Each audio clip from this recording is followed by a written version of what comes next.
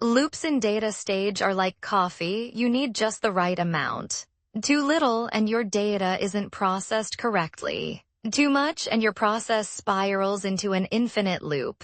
In this section, we'll break down how loop conditions keep things running smoothly, ensuring your data doesn't get stuck in an endless cycle.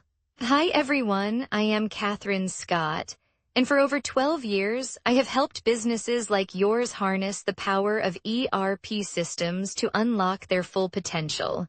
Today, I want to walk you through how our solution doesn't just meet your needs, it anticipates them. Think of it as your business nervous system, intelligent, responsive, and always working for you.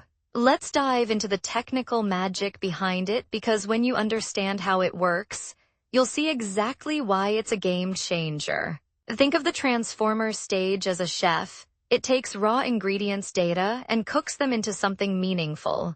But like any good recipe, we need to understand when to stir, loop, and when to stop or we end up with a burnt dish. Let's dive into how this stage works and why it's a game changer in ETL. Loops are like workout reps. You set a condition to stop when you reach your goal.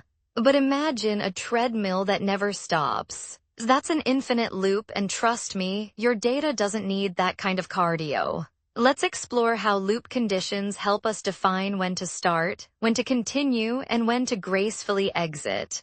Loop conditions are the timekeepers of DataStage. They keep things moving efficiently. Imagine an airport without departure schedules, it'd be chaos. Just like that, DataStage needs defined loop conditions to prevent unnecessary delays and ensure a smooth journey for your data.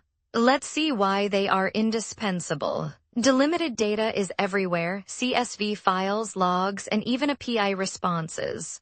We need loops to sift through them efficiently. First, let's grasp how these formats work, then set up loops to process them effectively. But hey, different delimiters can cause headaches, so let's tackle them smartly. And finally, I'll show you why mastering this technique makes life easier.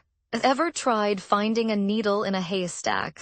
Filtering data within loops is kind of like that, but way less frustrating if done right. We start by pinpointing what we need, then use conditions to grab only the good stuff. Efficiency matters, so I'll share tricks to keep things snappy. And to drive it home, let's look at some practical examples. Generating multiple rows. Sounds fancy, but it's just about structuring data properly. We'll explore how loops help create extra rows while keeping things organized. Consistency is key, nobody likes a messy data set. And to wrap it up, I'll show some real-life examples where this technique saves the day.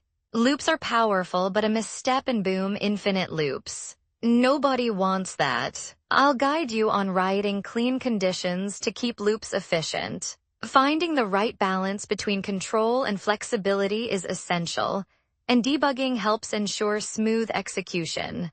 Stick with these best practices and you'll be looping like a pro. We all make mistakes, no shame in that. But let's avoid unnecessary headaches. Misplaced conditions can break loops, and overcomplicated logic turns simple tasks into puzzles. Performance issues creep in if we're not careful, so I'll highlight pitfalls and solutions. Debugging is our safety net, so let's ensure smooth sailing. We covered a lot: looping, filtering, expanding data, and avoiding mistakes. Loops are essential but require thoughtful structuring to prevent chaos. Keep an eye on common pitfalls and apply best practices for smoother operations. Mastering loops will make your coding journey way more enjoyable. If you like this video, please like, share, and subscribe to our YouTube channel.